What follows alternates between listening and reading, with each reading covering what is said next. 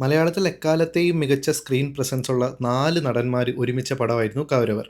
ആ സിനിമയിൽ പക്ഷേ അവരോട് കട്ടയ്ക്ക് സ്ക്രീൻ പ്രസൻസ് കൊണ്ട് നിന്ന മറ്റൊരു അന്യഭാഷാ നടനും കൂടെയുണ്ട്. അതാണ് വിഷ്ണുവർദ്ധൻ.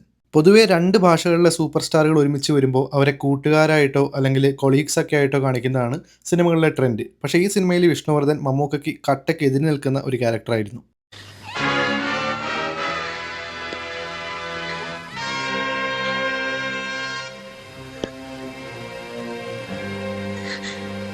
കേന്ദ്ര ഗവൺമെൻറ് സ്റ്റാമ്പ് വരെ ഇറക്കി ആദരിച്ചിട്ടുള്ളൊരു നടനാണ് അദ്ദേഹം. ആൻഡ് കന്നഡ സിനിമയിലെ മികച്ച നടന്മാരുടെ ലിസ്റ്റ് എടുത്തു കഴിഞ്ഞാൽ അതിൽ ഓഫ് കോഴ്സ് ഫസ്റ്റ് 5-ൽ വരുന്ന കിടിലൻ പെർഫോമർ ആന്റണി, അലിയാരുടെ വലങ്കൈ.